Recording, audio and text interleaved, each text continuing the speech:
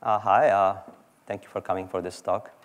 My name is Piotr. I came from Australia all the way, and I'm a senior engineer in CSIRO Databricks, and I'll be talking about how we use Apache Spark in our bioinformatics research.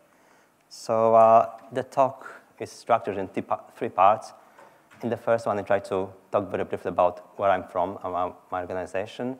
Then I would kind of quickly try to describe the challenges of big data and genomics, and then talk about how we try to use Apache Spark to address them. So I'm from CSIRO, or CSIRO. This is a government-founded applied research organization in Australia. We are quite large in Australia. We have 5,000 people. Most of them are PhDs, researchers that work in different domains. We have 55 sites across Australia, quite a big budget. And we are a research organization, so we produce papers, we go to conferences, we do research, and we rank as one of the top agencies in the world. But we also applied research organizations, so we very closely engage with business partners, with SMEs in Australia, try to make real impact in the industry and well-being in Australia. And the mission of CSIRO essentially is try to promote well-being of Australia as society, and also try to advance economy of Australia. And we do research in areas ranging from oceans, climate, mining, manufacturing, anything that can essentially contribute to their economy or well-being is part of our interest. You might not have heard about CSIRO, but you might have heard about some of our inventions. The one that we always talk about is Wi-Fi. It's probably not fair to say that we invented Wi-Fi, but a lot of technology for Wi-Fi is actually coming from the astronomical research, radio astronomy research from CSIRO. Other things that we've developed are extended wear contact lenses that you can wear for a month, total well-being diet, which is a high protein and low fat diet that it's proven to sustainable reduce the lost weight, and polymer banknotes, and these are used in 25 countries, and there's about 3 billion of them in circulation. And they are pretty handy, especially for people like me that sometimes tend to forget some banknotes in their pockets and then put them into the washing machines, because when you take them out, they are kind of nice and clean. And this kind of new meaning of money laundering, I think, because you can really wash them and they just become cleaner. But we also do a lot of So I mean, traditionally, we were very big on industry partners and doing big projects with big organizations in Australia. But recently, we are more and more encouraged to be entrepreneurial and try to do spin-off startups, kind of try to really do small ideas and put them to the market. And for example, we have developed an application called HardyHub, which is a small thing, as you might think. I mean, it's but it makes very big impact. Essentially, it's for people that suffered heart attack, and usually after that, they should go through some rehabilitation program, but normally they don't want to, or they are very likely to drop off. They just don't have enough motivation to continue through this process. And this application, through gamification and kind of constant contact with the person, the caretaker, actually can improve both the uptake of this program and then the completion rate. And these are some numbers quite staggering, like 70% plus completion rate, just because we had this application that encouraged people to go through the program. So you can literally say that small applications like this can save lives. OK, so that's enough about Data 61. Now a little bit about genomics and big data.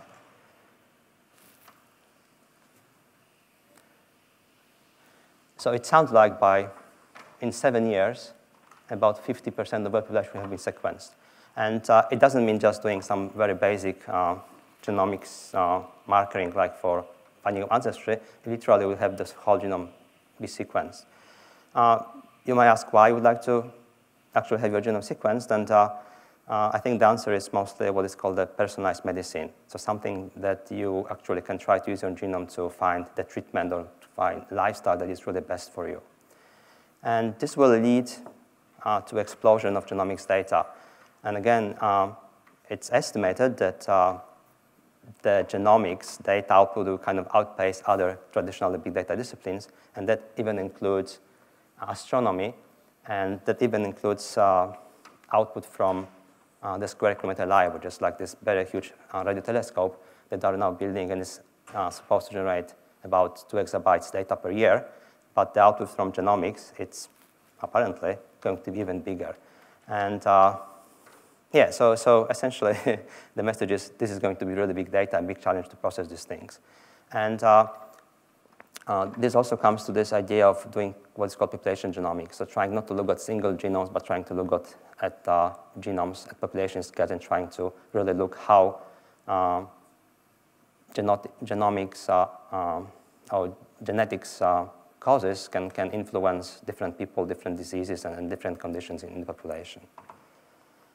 So yeah, so if it's such a big data, then possibly we need some kind of platform, computational platform to process this big data. Traditionally, at least early genomics was done on single computers because the data was like single genome, which is not very big. But as we try to look at more and more people at the same time, the data becomes bigger and bigger, and then single machines are not enough to do anything really significant. So people started looking at using Hadoop and then HPC, and also, obviously, Apache Spark. And more specifically, our team in CSIRO was trying to just do some very basic proof of concept, trying to see if we can use Apache Spark and MLlib to just do basic clustering on very big genomic data set, which is coming from 1,000 genomes project. And this is a project where international consortium sequenced 2,500 people from different populations around the world. And it kind of comes to a data set with about 80 million variables and about 2,500 samples. So quite a big data set, and we used Apache Spark and MLlib to successfully cluster it. And just prove that it, first of all, works on this scale, but also there's like the fastest implementation that was available at that time. It's not very biologically meaningful, but it gives the idea that Apache Spark can be used in this context, and it's potentially a good way to go forward. This was 3 years ago, 2 years ago. But the real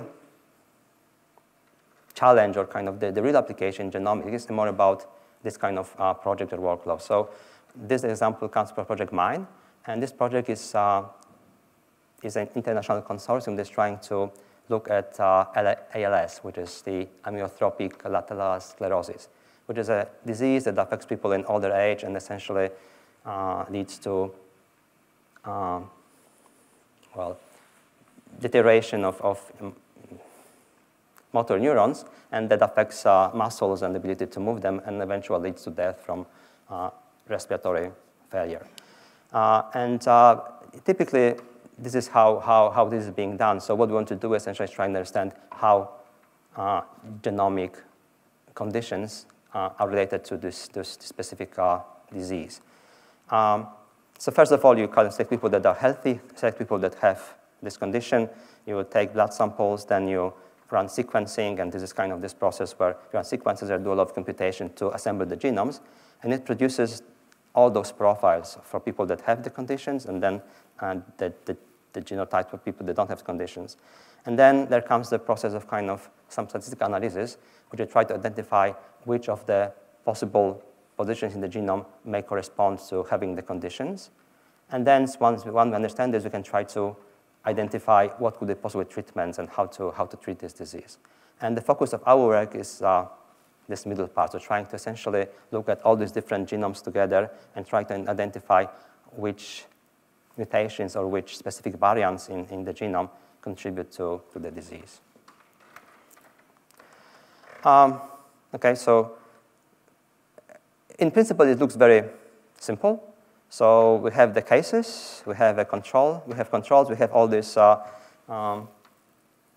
genomes sequenced already, and we essentially look for positions in the genome where there is, more mutation variants in cases than in control. So this is obvious here that this gene 1 is significant here because everybody with the condition has it, and people that don't have condition don't have it. So we would with a lot of confidence, can say that this is what somehow is related to this disease. Of course, in real life, it's not that simple. first of all, such strong contributors are quite uncommon. Usually there is just some correlation between the gene or the variant and the disease. And there are some other things like there can be many different genes that contribute to a disease with different strength. There may be interactions between them. So essentially, it is quite a complex process that requires quite strong statistical analysis. Traditionally, what is being done is what people use, and that's kind of the standard way of doing this kind of study, is to use univariate analysis on every single location and try to look at every single location is correlated with the output variable, so conditions like the disease or not disease. And this works quite well, but it has some limitations. So it, first of all, can easily discover interactions, but also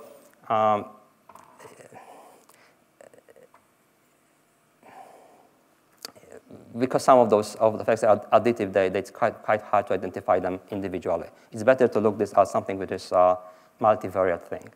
And that's where we want to try to apply some of the machine learning approaches and try to build a model that can look at the whole thing at the same time and potentially try to identify all the correlations, including possible interactions between the genes and the disease.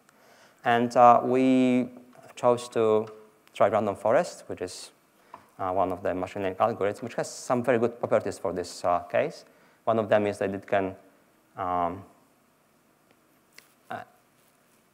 identify all these different situations, so it can identify additive effects, it can identify interactions, and also it's quite robust as an algorithm. It can work with many different kinds of data, with categorical data, with numerical data. It's quite robust in terms of ignoring noise, variables that don't have any contribution to the output, and also comes with a few different measures of importance, which rank variables in order of which of them are most correlated and least correlated. So this is what we'd like to use as an indication whether a specific variable is important or not.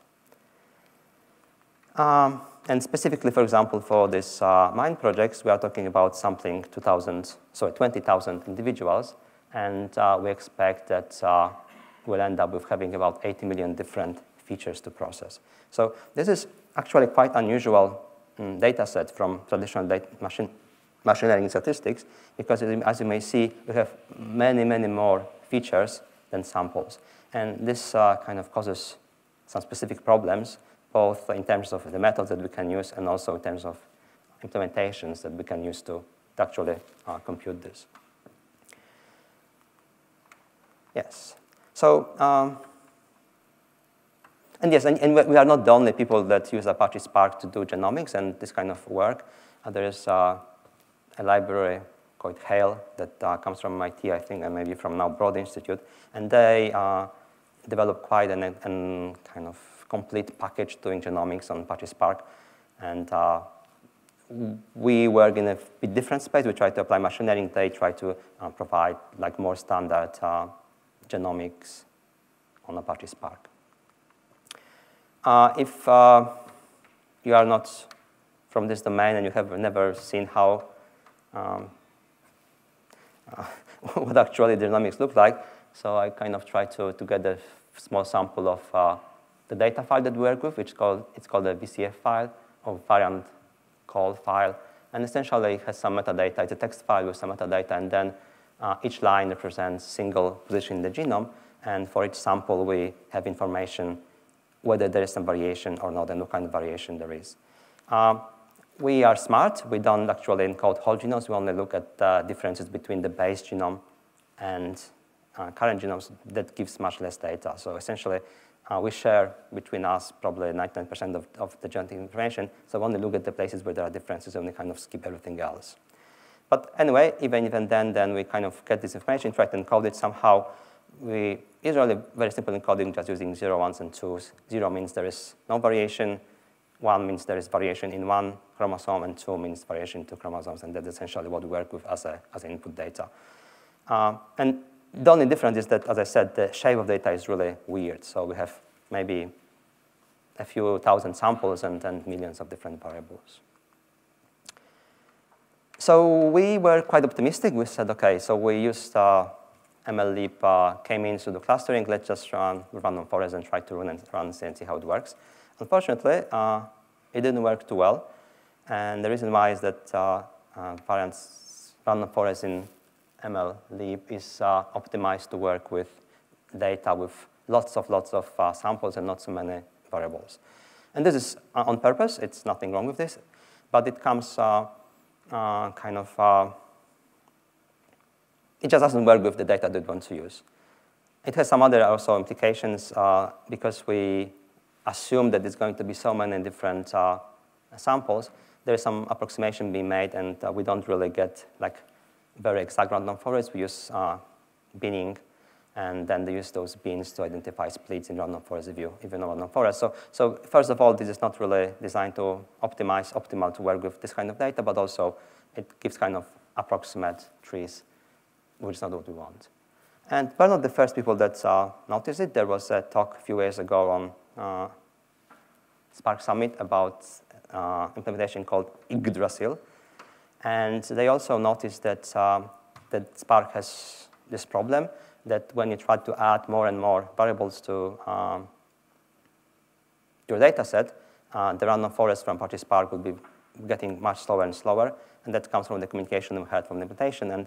And they decided that there is a way to improve this. And the way is actually to flip the data inside Apache Spark and kind of process, partition not by rows, as it is done traditionally, but try to partition by columns. And that leads to much better performance on data sets with thousands of variables. But it's still quite far from where we are. So we are looking at millions of variables. So we kind of needed to try something different.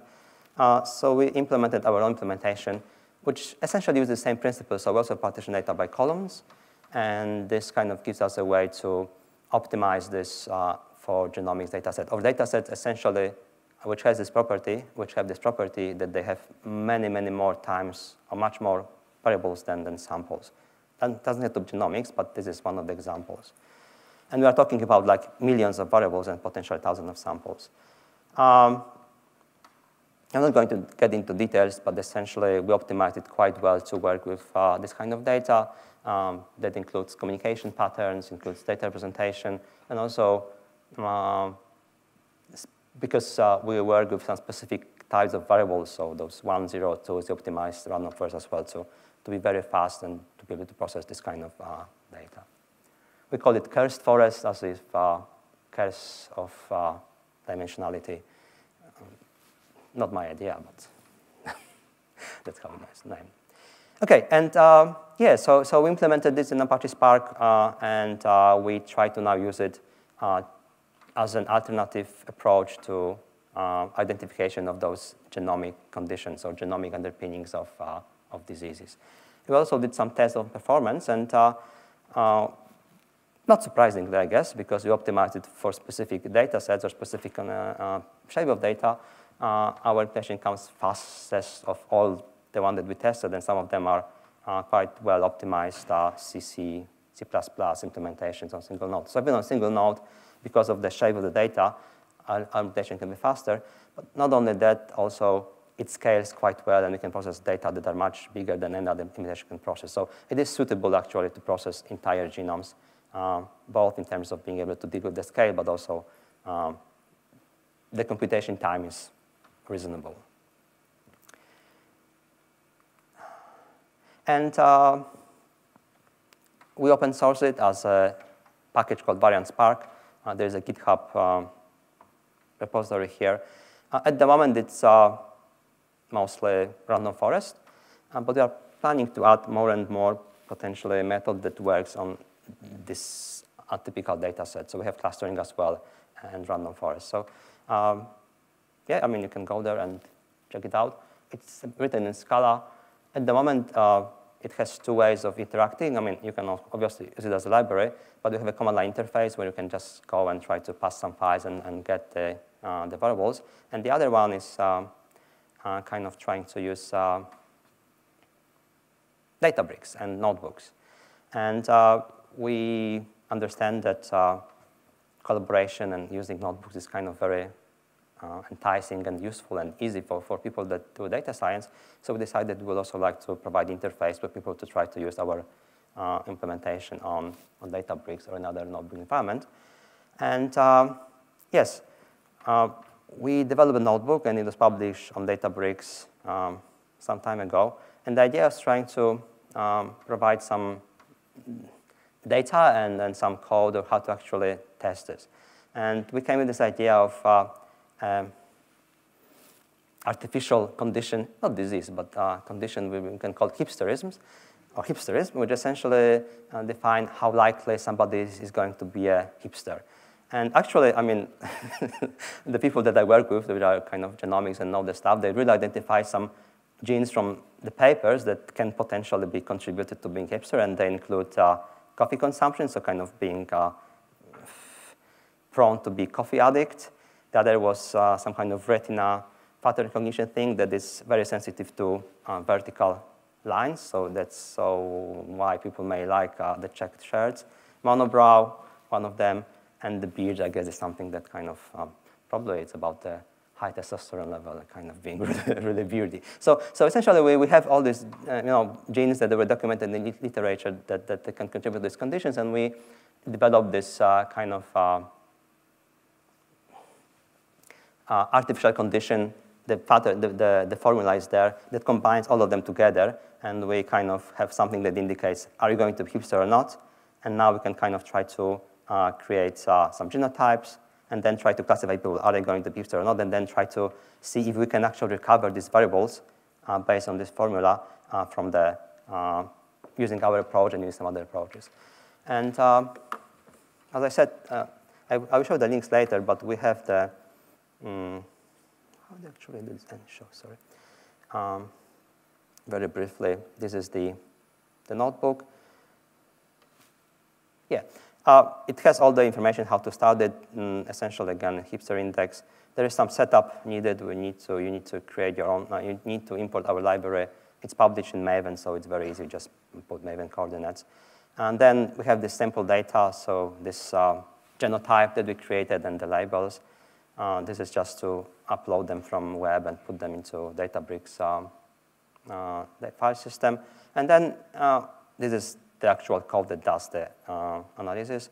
So we load the features, which are going to be the genotype.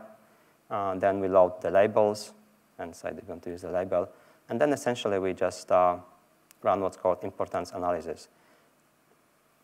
I won't run it here because it takes a few minutes, so just for the sake of saving time, the result is going to be some rating that will tell you how which position is being rated by random forest, and these we can use as an input to, as an indication of how important it is or how correlated it is with the condition that we're trying to look at. And there's a bit of more things here trying to kind of, because this was a demonstration as well for our users, so we wanted to show them that they can use different kind of languages to interact with them, so they can kind of visualize in Python, they can visualize in R. But I think that the most important conclusion is here. Essentially, these are the results. And as you may see, hopefully, we actually we did quite well. So these are the importance of different variables, and they very closely correlate to those that we injected into the our formula or the things that we wanted to actually discover. So not too bad. The other thing we did, we used the standard approach. So Hale has implemented logistic regression-based approach that just looks kind of at every single position in the genome and tries to do the same thing. And we tried to compare them on this chart, which probably doesn't fit here, but I will kind of switch back to my presentation because it's there as well, and then maybe it's going to be a bit more visible.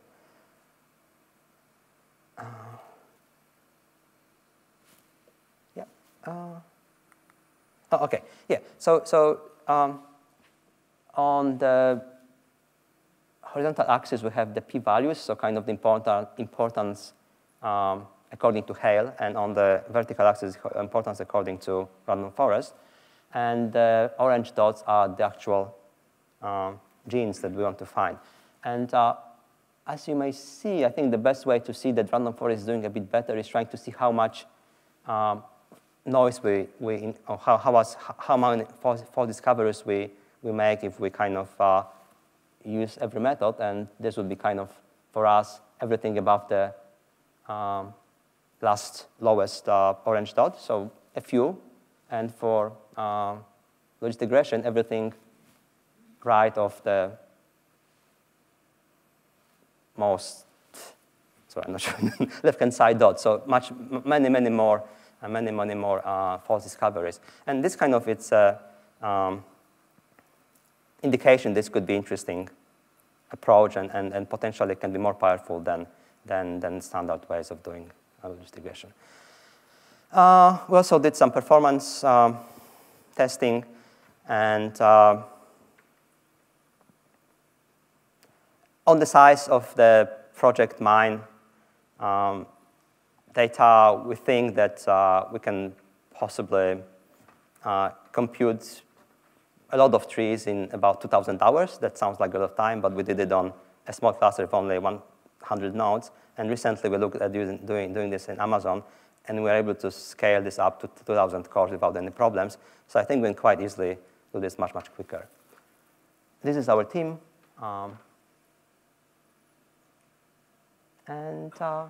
Yeah, I guess the conclusion is that please look at the notebook. It's here. And if you want to look at the GitHub repository as well. Thank you.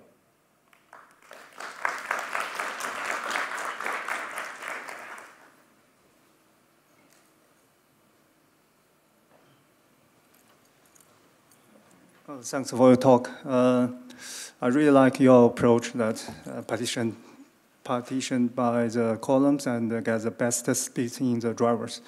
My question is that how do you decide that you use 100,000 trees? I mean, it's because you choose random forest for some non-linear effect between the different features. But thinking about these 80 million features, does 100,000 tree enough? Do you tune it like that? If the more number of trees, then the better performance? So this is a very good question. I took 100,000 because that was one of the papers that we studied before we tried to do implementation. We did some studies with less number of trees, maybe 10,000. The performance or the noise is reduced with more trees. So essentially, I guess to discover smaller effects, we just need to build more and more trees. Random forest is nice in this way; it doesn't overfit. So it's probably more like kind of the approach where you try to build some of them, you discover something, and then you have a time to build more of them and discover maybe more. But I don't think there's definitely an answer how many trees needs to build to discover everything. It's probably more trying to look at the importance, whether it stabilizes at some point or whether it changes. Very good question. I don't have like a definite answer. We don't know yet. Okay. Yeah. Then my second question is that for your final goal, I mean, these classifications of ALS patients, what's your performance? I mean, for ROC or accuracy or recall precision? So I guess the thing here is we really don't want to classify anything. Yeah. We really want to use it more as a way to discover associations and importance. Oh. And we did some tests on trying to predict ethnicity from 1,000 genome project, and the accuracy was really good. I mean, it was probably, I don't know, 90. I will have to. I can tell you this later. I don't remember exactly. Okay. But yeah, I mean, in this case, we don't really look into classification. We just use this as a way to find the importance of variables. This is much more important. Okay. Yes. Thank you. Thank you. I've got a question about testing your models. So in other industries, you've got a machine learning model, and you can test it by increased revenue if you're a retail shop, or increased ad space and people clicking on ads. How do you test and validate your models in this area? Very good question. Usually, what it comes up to is it's when you identify those possible candidates, they go to people that know genomics or biology, and they try to explain, okay, if this is the case, what could be the mechanism for this gene to really contribute to the disease? And if they can come up with this, that's good. Then it comes into this kind of, I guess, more clinical validation, or trying to really look at this specific condition, trying to prove that it works in biology. Okay. That's, I think, it works.